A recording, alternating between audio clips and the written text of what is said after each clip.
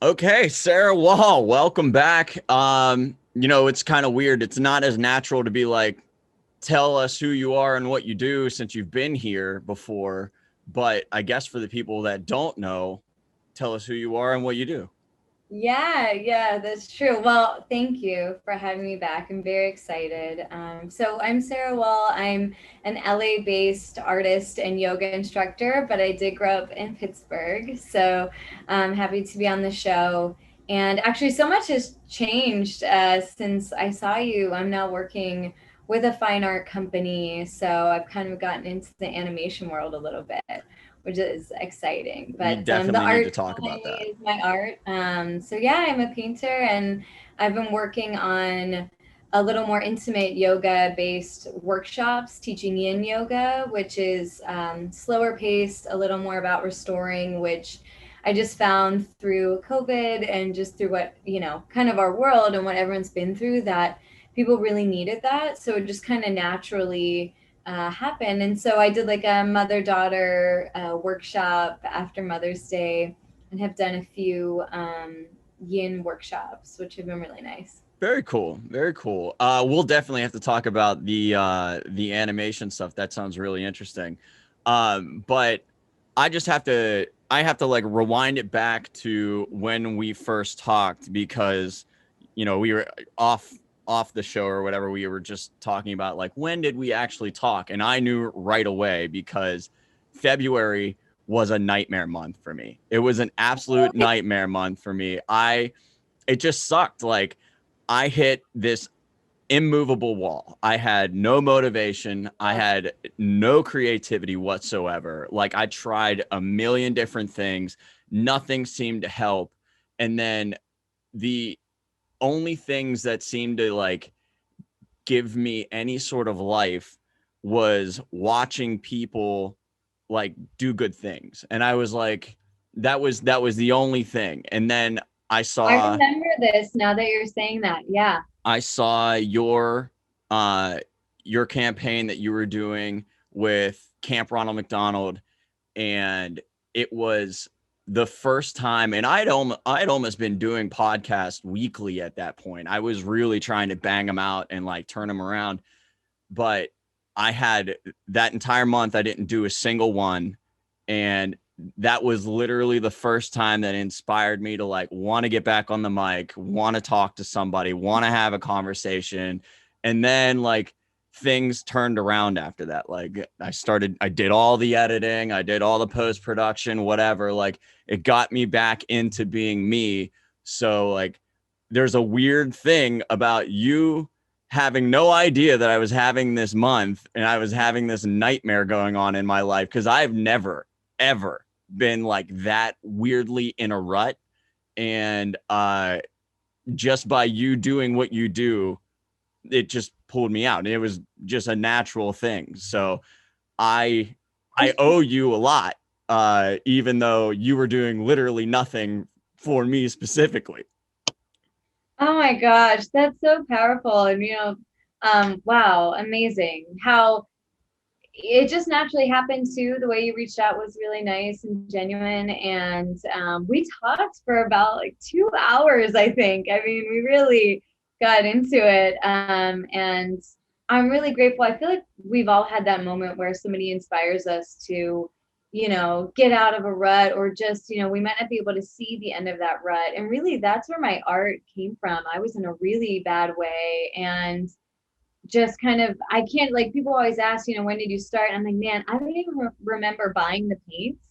I just like started and it helped me, and I didn't really know what I was doing. I was teaching yoga, and I would like go work, I would teach, and I would come home and paint till like 3 in the morning.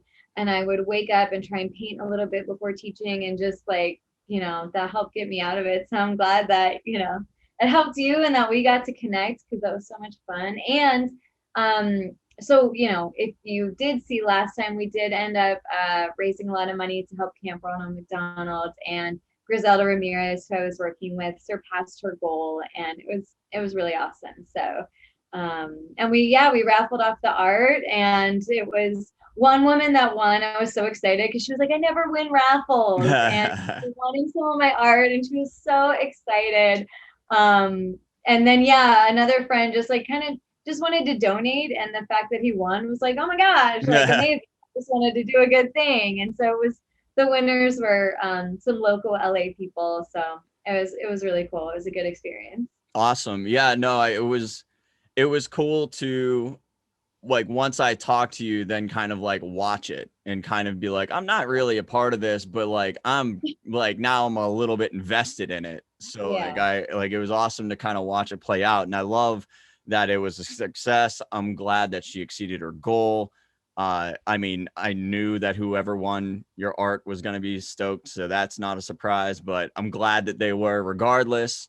Um, so yeah, I mean, I had to bring that up because I just feel like with everything we talked about last time, I was just looking back on the conversation and thinking about it and just being like, man, how long would that have taken if I didn't stumble across you doing that? Like, how long, what would I have had to have done to pull myself out of this? Like, what else needed what else would I have needed to find that would have had that effect to like get me going again? So, but it happened to be you.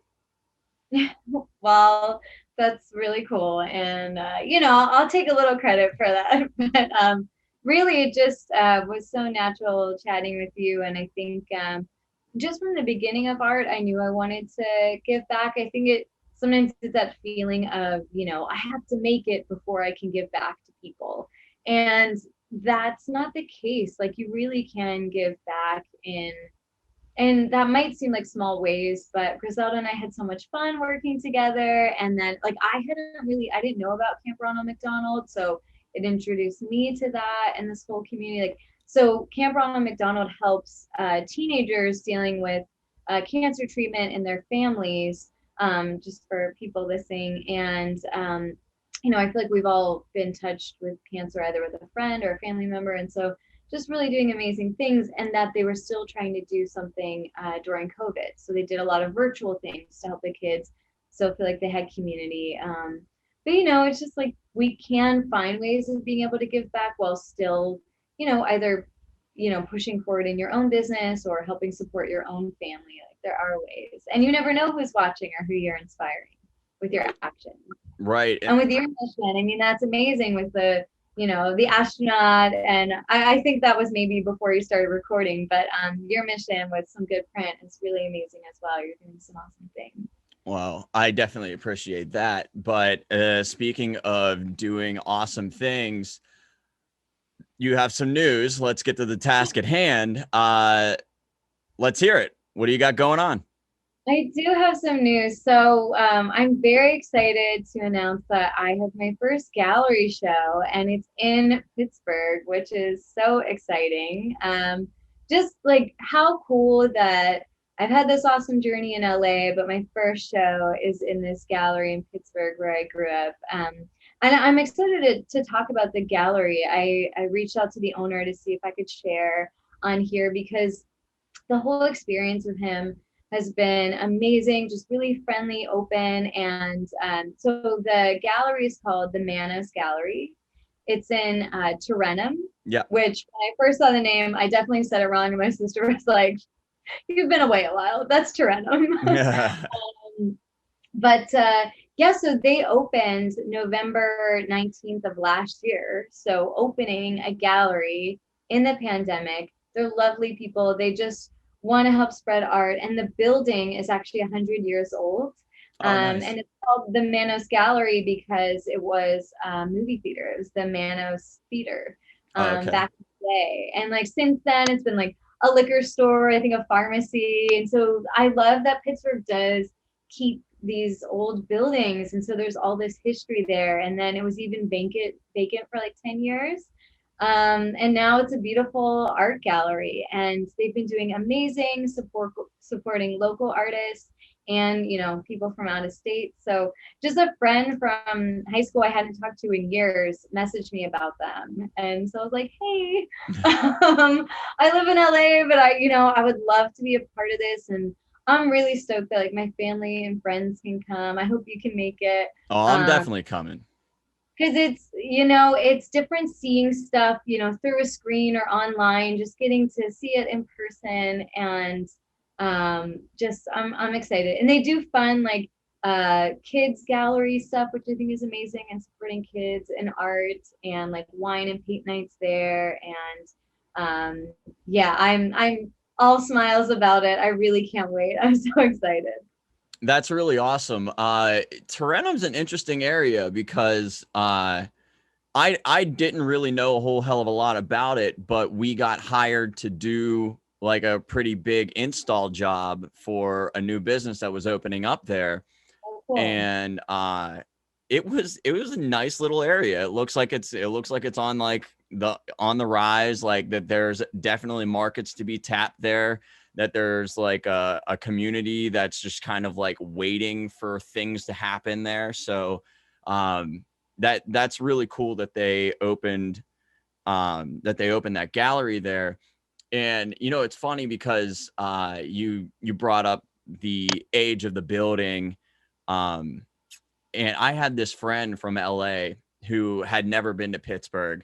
So she finally comes out, and we link up, and I just drove her through South Side on like a sunny day. I forget like what we were actually doing, but I was just driving her through. And so we're on East Carson, and I've seen it a million times, so I take it completely for granted, and I don't even like really take it in. I'm not even Yeah. impressed by it. It just seems like something that's always been there. And Hmm. she is losing her mind. She's like, these buildings are amazing. Like, look at Hmm. all this molding. Look at all the architecture. Like, there's so much culture Yeah. that's like, and they're obviously like, all these buildings are so old, blah, blah, blah. And I'm like, I never noticed that, to be honest. And then ever since then, no, I've been very cognizant of it. I look around all the time, and I'm like, how did they do that actually? Like, how in the hell did people 100 years ago come up with a way to like make all these beautiful ornate things? Like, that just seems a little, like, when I think of technology, it seems beyond what they were capable of doing 100 years ago. Yeah.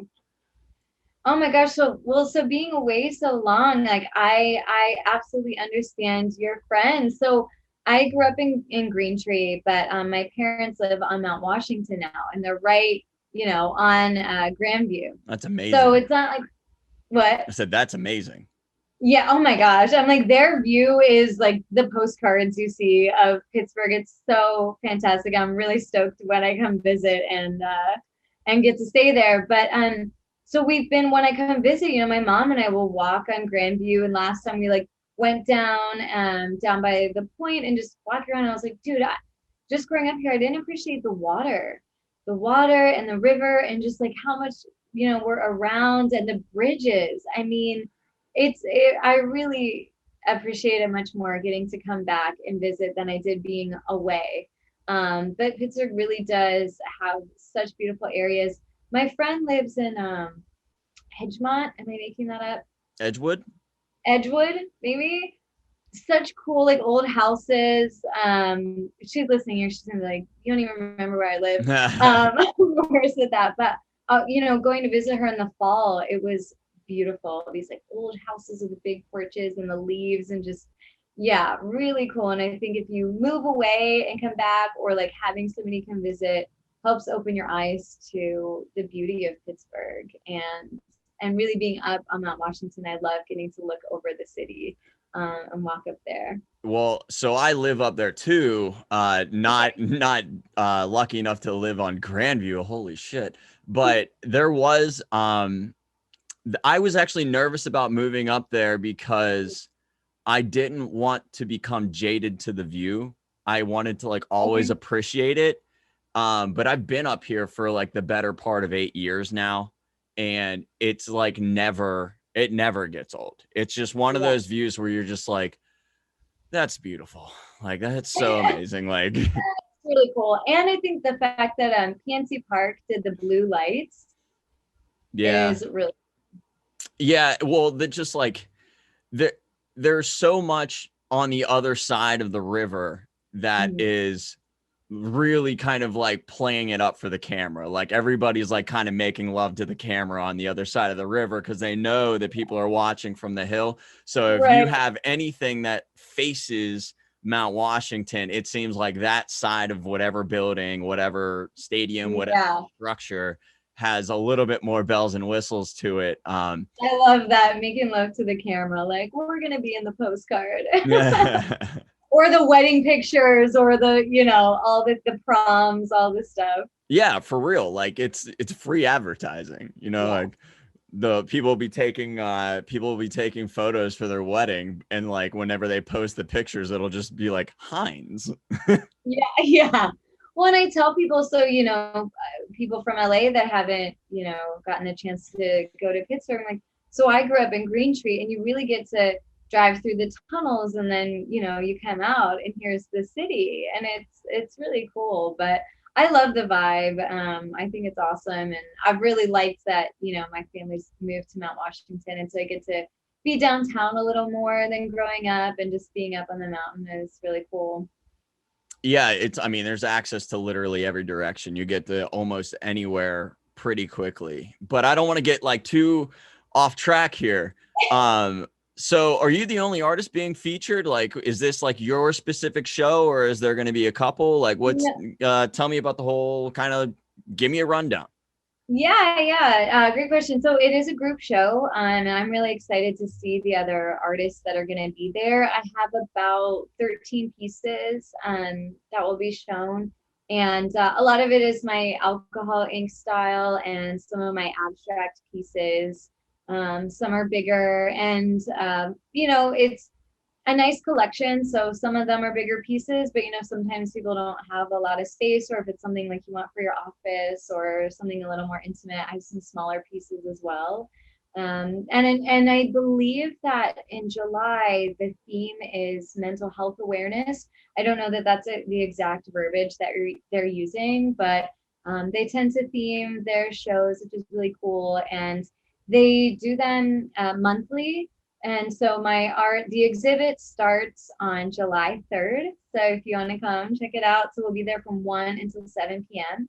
At the Manos Gallery. And then I believe it's either the 13th or the 15th. They're doing like a kind of food truck night, or like wine night. And so they have different shows like that. But then you can go to the gallery during the week and check it out. And so it'll be up through the month of July, and I believe also in August and September.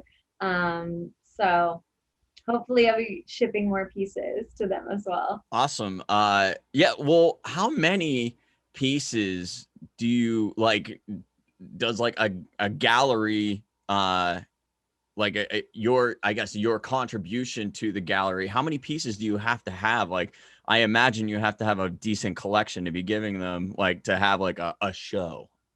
Yeah, well, it's kind of wild because I got this show, and then I also had booked two in-person shows here. So I was cranking it out a little bit. I was working very hard creating, and the alcohol ink art does have a flow, and it can move pretty quickly. But yeah, I've been working really hard in the studio, which is my home where I paint.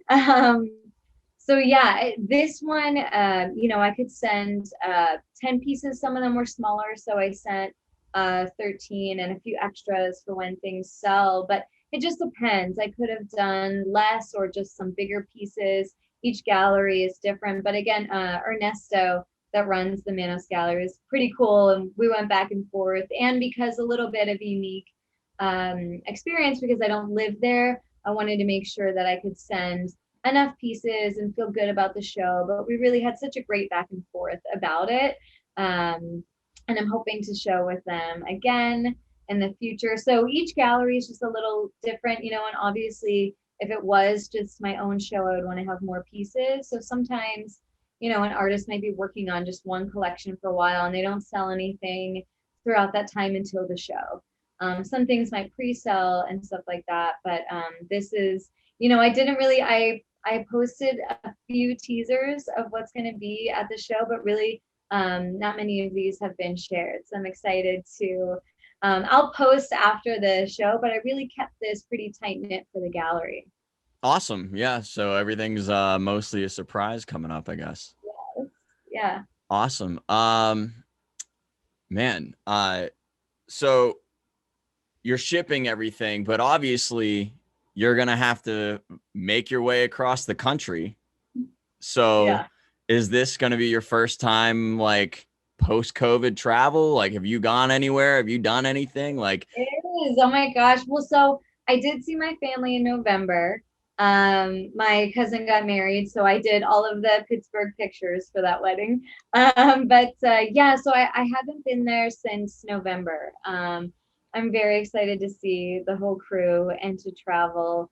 Because after November and just I had a couple people get COVID and just was really trying to be safe and not be spreading and all that. I have kept it really close to LA, so I'm excited to travel. yeah, well, and that was kind of crazy. November specifically was like one of those months where I think people had like had enough. It was like the first wave of having enough, you know. There Yeah. were many waves of I've had enough that's happened. Yeah. And that was one of them. And it was spiking like crazy in Mhm. Pennsylvania. So like to be Oh man, I was supposed to be in Pittsburgh for like Christmas through New Year's because I was like, okay, like still wanting to be safe, but I figured like I'll just stay for like a big chunk of time. I'll get to be with my family. And that trip got canceled like 3 days before I was supposed to go. were you when you came, did you fly? I did, yeah. I've never done that drive actually. Oh, really? Yeah. Well, so I've never done like the like true drive where like I'm Mhm. just going straight across the country, but way back when I used to work as a tour manager for a band, there was like two giant tours that I was on. And one was a full US where we like went all over the country, but the Yeah. other one was like straight across where we just like cut straight through the middle. And whenever you're done on the other end, that's kind of like it was something that we didn't really think about. We didn't have anything booked on the way back. So like that's where the money stopped. The money stopped on the other side of the country. And we're like, ah, shit, we didn't think about this. Like, we didn't think this through. I was on the Western just going. But yeah, it was like, I want to say that we did like almost 54 hours straight driving for like across the country to get home, like in, I guess, the most like streamlined way possible, which was like, all right, I'm tired. Someone else drive, pull over, get some gas. Let's keep going. Like it was just this like clown car situation of going. It's not a fun drive. It's kind of gorgeous, but it's not fun. I think for me it's I don't get to see my family a lot, so I'm like just get me there. It's usually for an event or something. So, but I think that would be, I've had friends that have come out and done the drive. I think it'd be a cool vacation or a trip. But usually, if I'm coming to Pittsburgh, I'm like, get me there direct or as fast as possible so I can see my family and see the crew. Right. Well, I'm so the same way. Like, just get me there. Like, I don't need the bells and whistles, the million stops along the way or whatever. My Yeah. business partner, though, Pat, is, and hopefully he'll come with me to the show because I think that he'd love it. But he is the total opposite of me in the sense that like he loves a good road trip.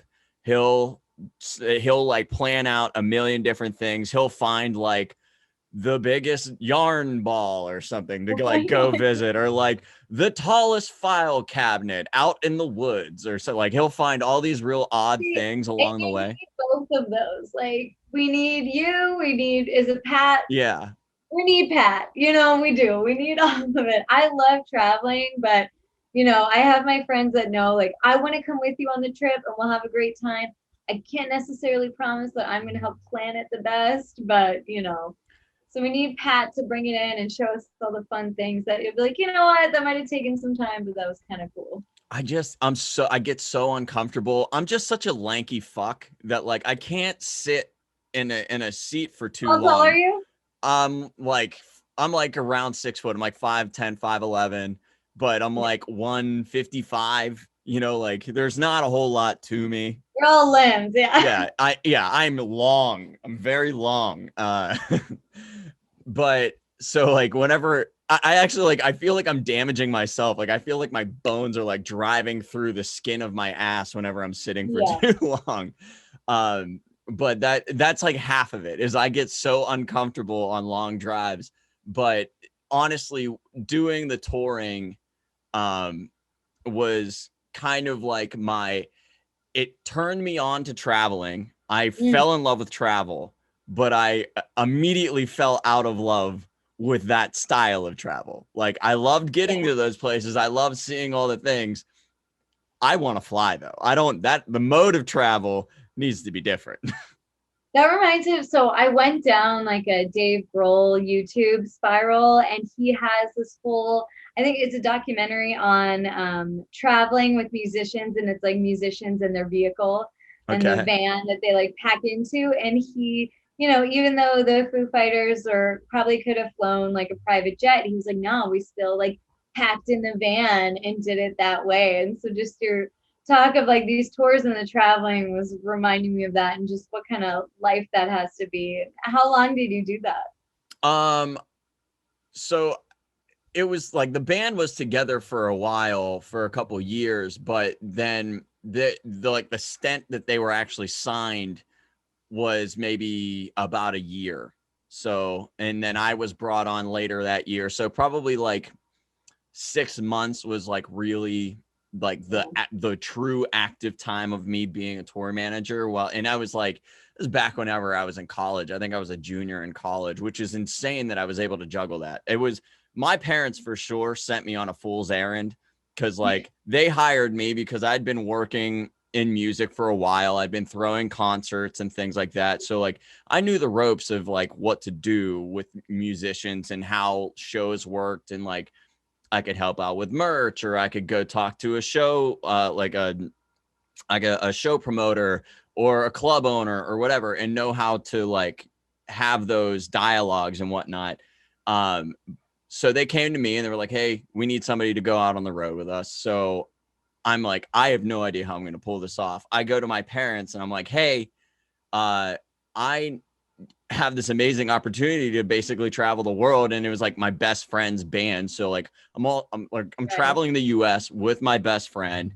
His bandmates are cool. Like I'm all about these guys. I always try to help them. And they're like, "All right, what you need is to get written permission from all of your professors." And I was like, there's no way Wow. that I'm going to get 7 professors, all 7 of them, to give me written permission to, go all, And you just did. I got every single one of them. Because you know what? Those professors were like, yes, live your passion. I wish I did that, man. I, I think there's a little bit of column A, and then there's column B is I think I drove a couple of them crazy, and they're like, let's get this kid the fuck out of our classroom. Like, well, oh, that's amazing. Wow. So yeah, there was definitely there like I was a studio art minor, so like those professors were cool, like the creative Yeah, ones were they got cool, but like I had some journalism professors who we would have some pretty tense back and forth because a lot of journalism deals with like ethics, and Yeah. I would press a lot about the way reporting is being done or the decisions that they're, kind of they're teaching us to make. And they don't sound unbelievably ethical. Like a lot of it sounded like, I mean, it kind of sounded, like capitalistic, like, go for the go for what makes the biggest dollar and not what like is the best news or what's the best benefit. Like that's what journal, it's supposed to be Oh, I'm like. sure they loved that pushback from you. Well, it's It made, yeah. there's a thing about journalism that I don't think I've ever like said it quite like this, but like journalism is like the written version of like the Hippocratic Oath. You know, like you're supposed to, Yeah. like what you report is supposed to do the most benefit, the most good, uh, regardless of financial, reward or anything like that, or greed or anything. Like it's basically like you're supposed to do the most good while doing the least or no amount of harm. Well, And especially like now we might have, you can go online and you can look up other resources, but like most people back in the day had the written word and that was it. They maybe had the radio. So like really from the beginning, like if that's what people had, they read it, so it must be true, right? It's in the paper or it's in this magazine and that's all we have. I like the way you put that. That makes a ton of sense. yeah, so I got these people to somehow approve and let me Yeah. go on tour. And so that's how that part of my life kicked off. And like I said, I literally just found, I like resurrected an old hard drive that I thought was completely dead. And I have no idea what even made me have the motivation to be like, let's see if I can get this thing back up and running. And I did it like maybe a couple weeks ago. I posted like a real old photo of me. And everybody was like, I think I saw that everybody actually. was like, holy shit. Like I had like red hair, like dyed red hair and shit. Like it was crazy. But I found all of the photos that I took from the road that all those photos were on that hard drive, and a lot more was on that hard drive too. But Like that to me, I'm like, oh, my artist brain goes like, what a cool photo book or like a cool project would be like rock on the road and like pictures, like mixture of like, black and whites or Polaroids or just like mixing that all together. That'd be pretty cool. yeah, well, I definitely need to figure out something to do with them, because it was a crazy time for me. It's the only time I was ever able to do that. Obviously, these guys had, done more tours, like small regional stints or whatever. Like those, that was the real big ones that I went on with them. So they hadn't really done anything larger than that, but they had been on the road a lot. They made that crazy drive across the country and back more than just that time. Uh, so I I'm don't so know. inspired by musicians. Like I actually, some of my favorite books to read and my inspiration, like I like reading about painters, obviously, but like I don't know. I just find like reading about like Freddie Mercury, Ani DeFranco. In my Dave Grohl YouTube spiral, I ordered a book on him.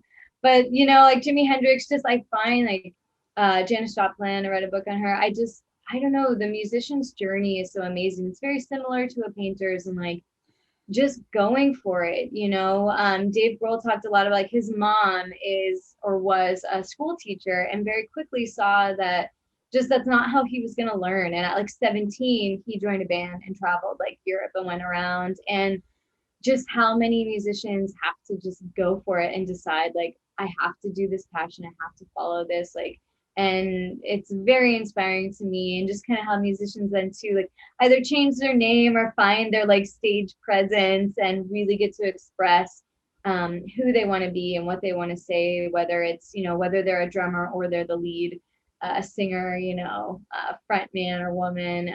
Very inspired by musicians, so I end up just reading all about them. It's a crazy life, man. Like that was an experience for me that opened me up to a different like mode of life, a mode of being.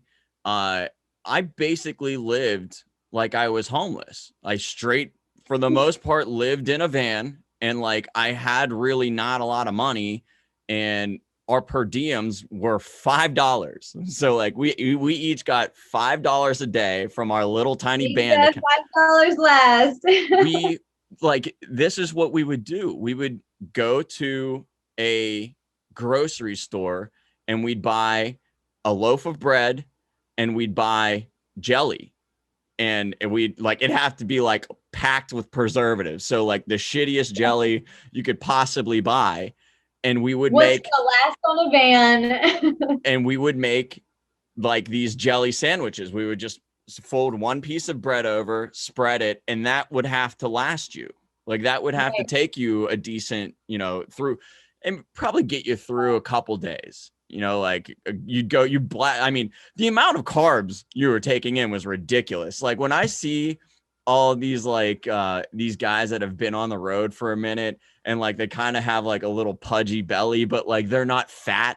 They're just have like this little like pooch going on. I'm like, that's a dude who did the jelly sandwiches. Like I know what Sandwich diet.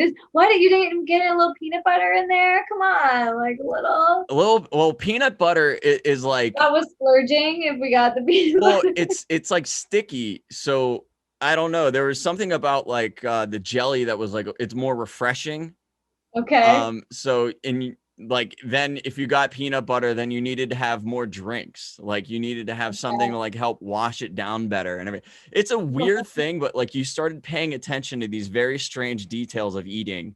And like, See, if you wrote a book about like your touring experience, I would buy that book. I'm so intrigued. This is like it's a it's a wild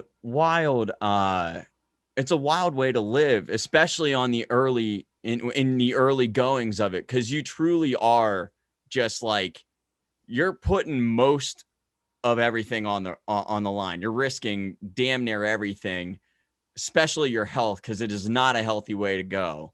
yeah. And yeah, I don't know, man. It's interesting, but like when I say that, like I felt like I was experiencing what homelessness kind of was like, not it's almost unknown on certain terms that like that's exactly how it was every day. Part of my job was trying to like play the room and figure out a way that I can ask, like have somebody uh let us stay with them, because we didn't Yeah.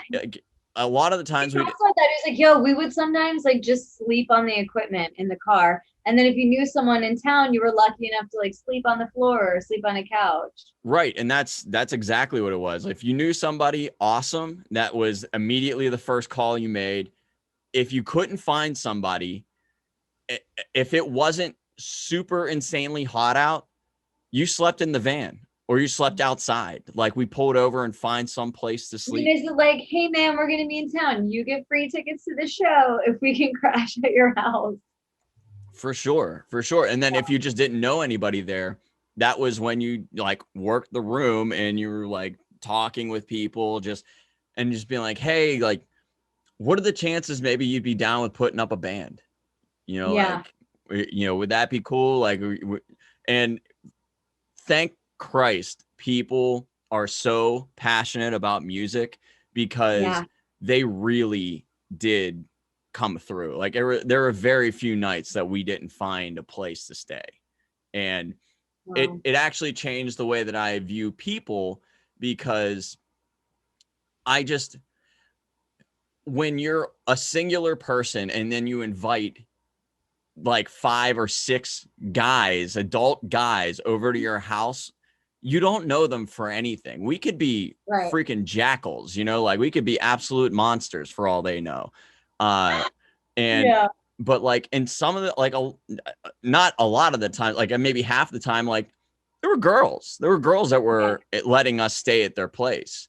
So like, that's a whole other dynamic that six Romantic. guys rolled into a girl's house where she's the only one there and there's 6 of us. Like Yeah. the amount of trust that she put into us to not be assholes was Mhm. huge.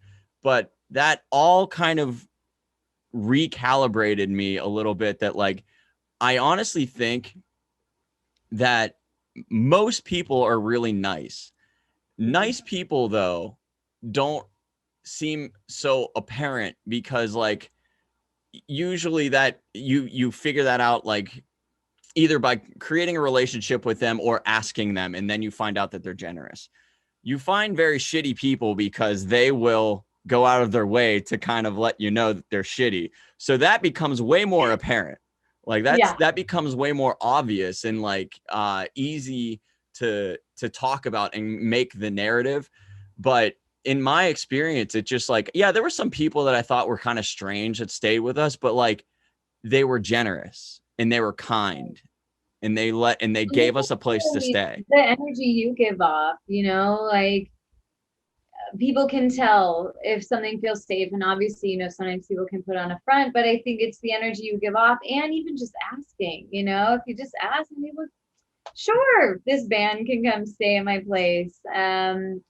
But I definitely, that was reminding me of like some early young Sarah LA.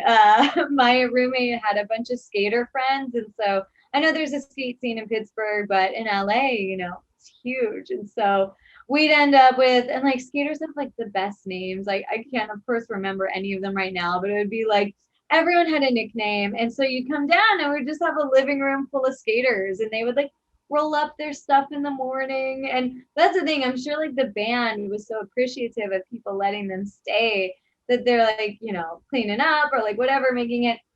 The skaters that would hang were the best, super nice. I had some friends, can my military friends come stay? And I'm like, yeah, I guess like I'm an actor. Like, all my friends were like actors, musicians, whatever. And we're like, we got a floor. You can come hang. I don't know. Yeah. Be cool about it. Bring a sleeping bag. I don't know. And that's the game. Like you always have a sleeping bag. You basically, grab a couch, grab the love seat, the chair with the ottoman, whatever, like floor, do what you got to do. Yeah. And then, like just kind of make the best of whatever situation you get. Cause this is like a PSA, like be good to your musicians, let them crash on your couch. Yeah. Well, I mean, and it's not, I had let bands stay with me before, but, it became like a thing where it basically like if I even got the inkling that a band didn't have a place to stay, it was like, you're staying with me. Yeah. Like there was no ifs, ands, or buts about it. You are staying with me and like, you're going to have a night, you shower, the whole thing. Like, oh my gosh, I didn't even think about that. Yeah, dude. Like, oh yeah. If you want, if you want to, yeah, that's a whole thing. Being in a van with like 6 guys and then having like that dude stench, kind of like like you have like maybe 2 or 3 days. You guys are probably getting used to it, so like you don't smell it as much. I didn't get used to it. I don't know if maybe they did, but I didn't get used to it. And it was, guys are gross. I mean, we burp, we fart, we don't, we'll be okay with not showering for a couple days, which is not okay for the public. Well, yeah, come on. You're like rocking out at the show, all sweaty, getting back in the van. Like these are the things people don't think about. It's nasty. And so they have like performance, like specific outfits that they wear for their performance.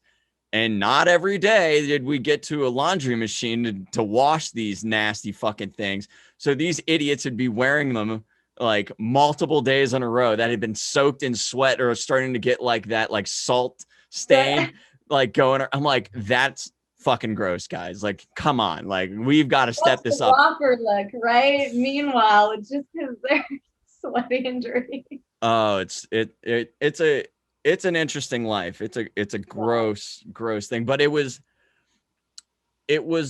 an unbelievable experience. And like, I've almost seen every single state because of doing that. I've been, not that I've been at every state, but I've definitely been through most of them, which is really impressive to say. Because I didn't realize it at the time. I used to think it was really impressive when people said that they've gone to like so many different countries. And then I realized that like most countries over in like Europe and whatnot are so fucking small. Like there's a bunch of them that could fit inside of Pennsylvania, so like, well, that's why it's so funny too to me when people are like, oh, Philly. And I'm like, that is 7 hours away. Right. Like Pennsylvania's huge.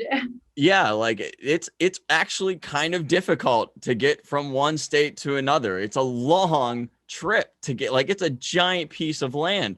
So if people are like, I've been to a bunch of states, I'm actually more impressed by that than I Yeah. am from people who are like, oh, I've been, to all these different countries over in Europe. And I was like, gotta be honest, like, now that I know what the scale is, not as impressive. I'm jealous. There's awesome culture, and I'm sure you experienced some really cool Yeah, shit. But like, you telling me that you've been there is not like, it's not as challenging as it is trying to get everywhere in the U.S.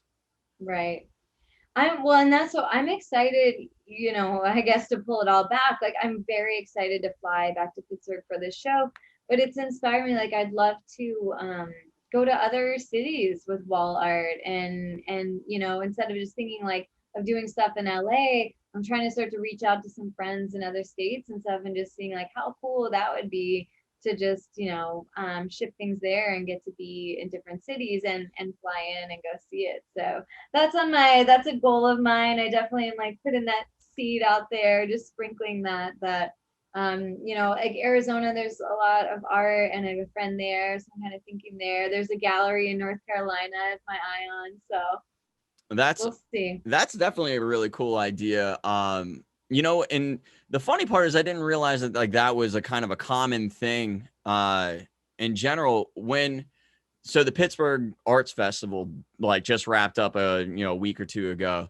Right. and I went down and I was actually shocked that most or a decent amount of the artists weren't actually from Pittsburgh. Like a lot of them were from like Chicago or whatever. And I thought that I guess I had just assumed that like these would be local artists, and I don't think that I ever put enough effort into looking any other year whether or not these people were from Pittsburgh or not.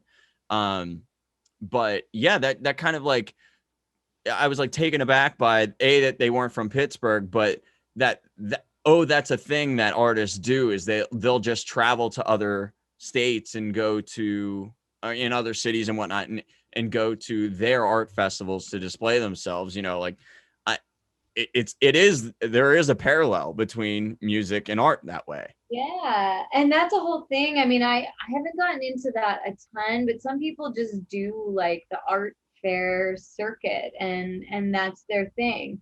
I've done a couple shows here in person and it is a lot, you're setting up your whole thing. It's like musicians getting all the gear out. Like it does take a lot. Setting up an art show is a long day. And then you're in front of people and you want to be talking about your art and you're giving. The end of a live show, I'm usually like, whoo, all right. The introvert in me is like, I need some alone time. Yeah, you sound like me. You're probably like a extroverted introvert. Where like 100%. I'm not so terrible in public, but my preference is stay away from me. Well, and look at the things we do, I mean, too, like you getting to be in your space and like painting, I can't be like painting in front of people or, I mean, the people do that at like shows and stuff, but painting is very intimate and just me and in my space. And then, but you also want to share the art, it's made for other people to see. And I grew up with a big family. I'm used to being around a lot of people, but I've definitely learned as, I learned more about myself and getting older, just like I very much need time alone. I love reading, I do like these things where I have to be and get to be alone. And I'll feel it too, if I've had a day where I'm like, what's going on? I'm starting to feel a little like, a little anxious. I'm like, oh, I haven't had a second alone and some time for me. So just need to reel it in a little bit. Yeah, well, it's actually funny. You were talking about live painting at shows and whatnot, and it immediately made me think of your cousin, Pierce. Yeah, he Uh, does that. so yes, he definitely does that. Colorado, also go check out his art. Amazing, amazing painter. Yeah, Pierce Morado. If you've ever been, well, when you're here, you'll have to come over. I have his stuff all over. Like my living room is almost like a Pierce gallery. I have. Your stuff behind you reminds me like he would do something like that, but then with some like deep purples behind it. Oh And I love yeah, the color palette. Yeah, he's amazing. But the funny thing is that this whole conversation we just had almost ties together completely of my relationship with Pierce. I met him through music. Oh, okay. Like I met him back in the day when he was a bassist in a band, and then through that, and at that time I didn't realize that he was like amazing at art. I just thought he was, a musician. And then Musician, art, I believe also photography too. definitely Yeah. definitely got into photography. And I don't know if he's gotten away from photography or not, but he was doing it for a while. But like he and I actually ended up being in a being in a company together. We put on shows and stuff like that together. We actually worked together for Was a that while. at the Roxy or The separate? Rex, you mean? The Rex, yeah. No. Well, I can't remember if we ever did a show there You did like together. live painting, right? And did you mix it with music? Well, so when that for him is relatively recent, like for the company that he and I had was a while back. Like I think that I might have been in grad school. So we're talking, oh Christ, 2008, 9, Okay. 10, something like that. In that, time span. But, you know, I I have this unbelievable appreciation for him and everything that he does because I've had this early exposure to him and I've watched him I just watched him evolve, and he's such a craftsman, and like he did get into photography and he is a musician, which I'm like always a huge fan of. And then all of a sudden I see him get into and really lean into his like graphic design and artistic ship. Artistic ship, is that a thing? I like it. Let's say it's a thing. Artistic Artistic ship. ship. I'm Uh gonna start using that. My artistic ship and I. and then yeah, he would do the live paintings, but he was also doing all of these amazing show posters, and he started getting into doing doing like album art for people that were bands and musicians that were putting out Yes. new albums and stuff. I was like, this is really amazing. Like I really love like kind of his trajectory. And I know that he's working on something now. He's started a company, and I'm really excited to see what happens with that. I actually need to have him on just to talk to him about it I was because gonna say, yeah, you got to get him on here. Yeah, that's amazing. I love that you know him, and um, always. I mean, I love his stuff, and I'm like, yeah, that's my cousin. But yeah, his colors are amazing. Really, and his line work and everything. But I feel like I just see him, and that maybe now I'll be like, you need to do an astronaut, but I feel like he has. probably has. Yeah. I can't speak to that one way or the other. He's done so much. Like literally, I was moving into this place and I was, being like, hey, if anybody if anybody has any art or whatever that they're like trying to get rid of, I need to cover my walls, but I don't have the money to go out and buy a bunch of art. And he was like, yo, I'm trying to offload a bunch of art because like I'm not going to show it anymore. And nobody bought it. So like, it's just got to go. It's taking up space. And I was like, I'll be right over, and there was shit everywhere. There was tons of it, tons of it. So I have all kinds of like old experimental stuff that he had. And then I have like his early stuff of like when he was really starting to experiment with kind of like that shadow work where he does art on a piece of plexiglass, Yeah. and then like he has like a board behind it that also has a design. And yeah, so like I have that early stuff from him.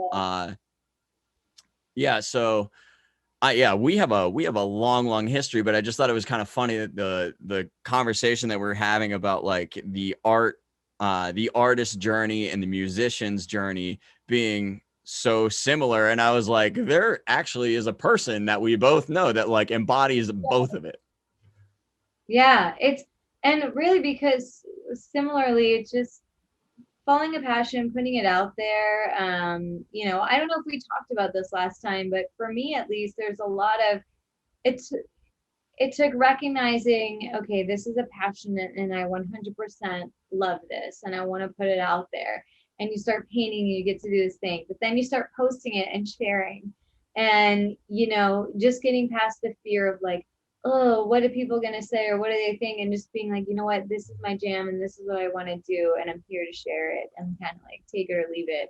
And following that. And I feel like there's a lot of that with music too, and especially with bands maybe like pushing the limit or starting a new style. Like I love Queen, and a lot of people were like, what the hell, you can't do a 7-minute song, nobody's gonna listen to that, like that's not gonna happen. And they're like, we're doing it anyways. Right. So I love that.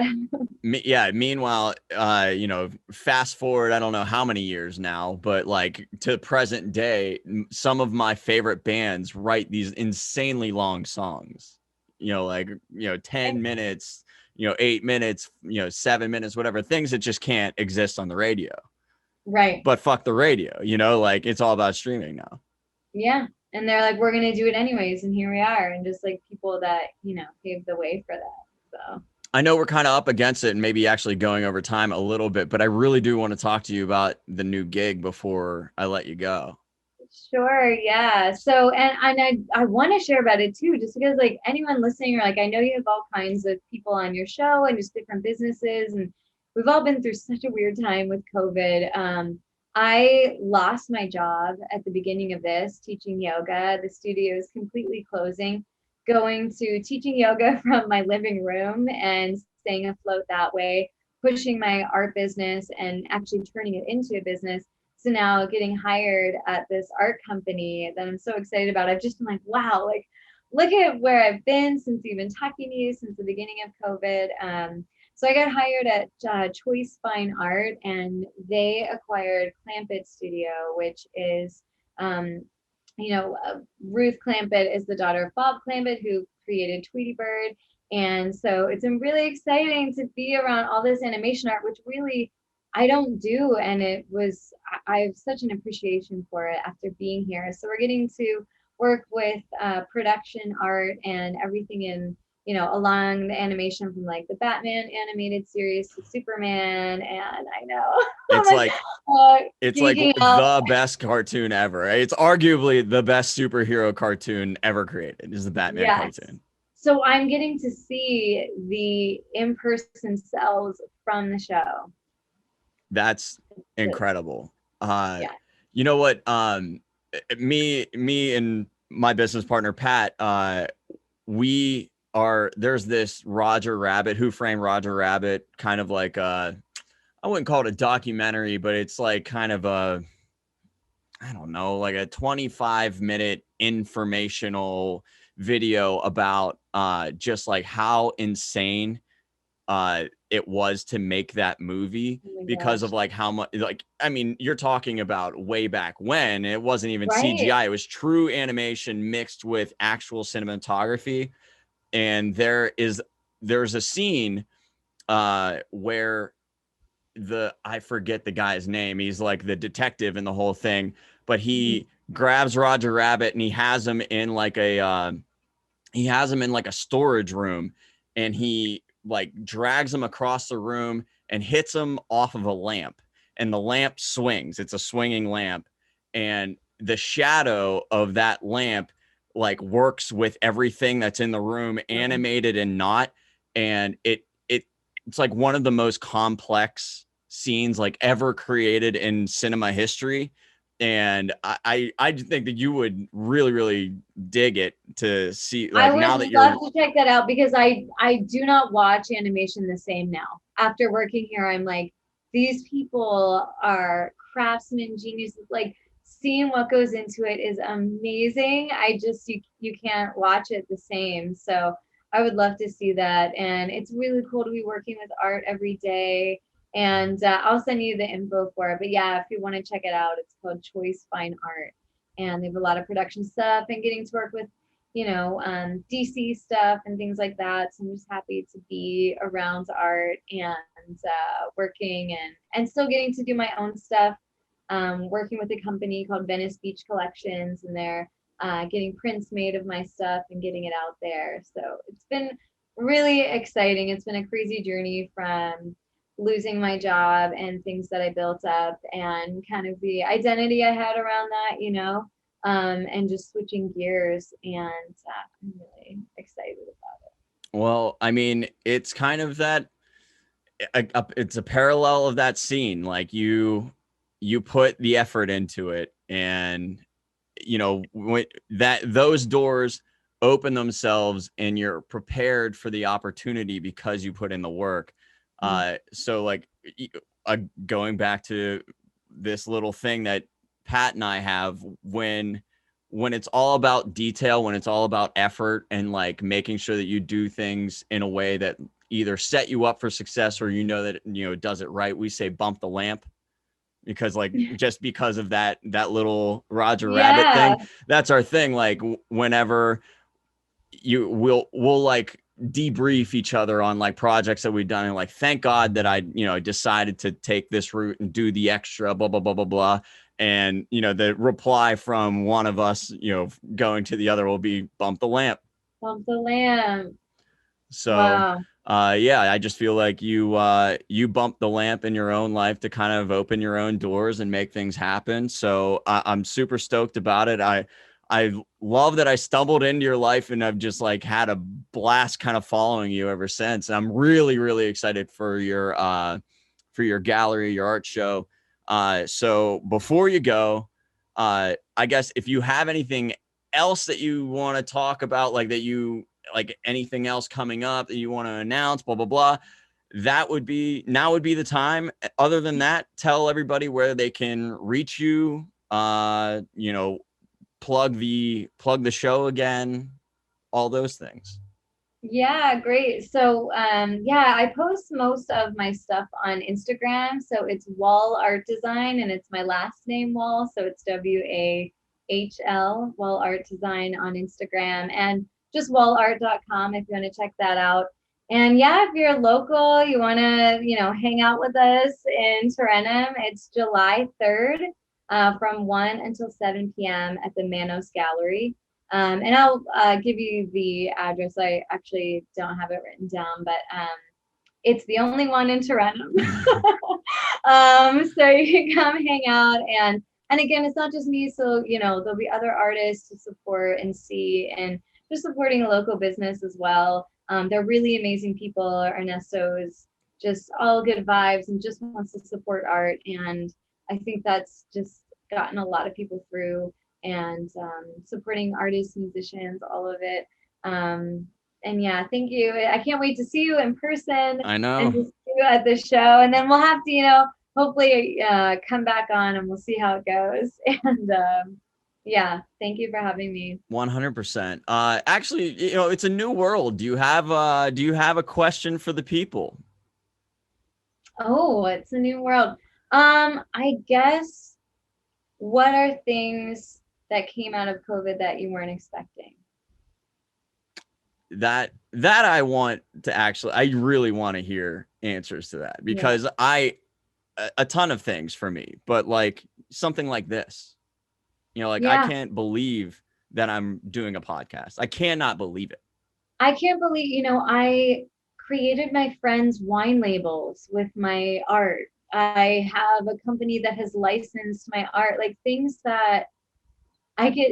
It's like I have a picture actually on my mirror, and it's me and like, I don't even know, it's probably from like Toys R Us, like a smock, a painting smock. It's like the red, yellow, red little smock, and it's like little Sarah with my bangs, and I'm in front of the little easel. And I loved painting as a kid, and just like, that I get to do the things that I'm doing and what came out of it, and how, I mean, I get to talk about it now, but I was uncomfortable at the beginning of COVID. I was scared and unsure, and I felt like, and I know people have lost a lot, and I can only share from my own experience. But it's like all these things are so great and exciting, and I love, talking about them, but it came out of like such a crazy time, and something that, I was angry about and scared, and the yoga studio that I worked at closing, and just the community that I, lost there, and people I would see every day. But they've become an amazing art community, which is so cool. And just that I'm getting to talk on a podcast with you and having such a good time about art is like, I just think about that little girl in that picture. I'm like, you get it, Sarah. Comes completely full circle. Well, I love that we were able to squeeze this in. I'll definitely have to, I'll hustle and get this prepared so that it can go out ahead of the show so we can do some promo for you. Thanks for coming back on. It's always amazing talking with you. I have such a good time. It blows me away that like time goes so fast when I talk with you. It's crazy. It's crazy. I'm like, oh my gosh, that was already over an hour, and just like it doesn't seem like that. And that's why I'm like, oh, time is real, and it's made up at the same time, because it happens with painting too. I'll be like, oh my gosh, like that was 8 hours. Yeah. Well, I'm gonna let you go because I know you got something else going on. So thanks again, and I will see you soon. Yes, I'll see you soon. Thank you so much. All right. See ya. Bye.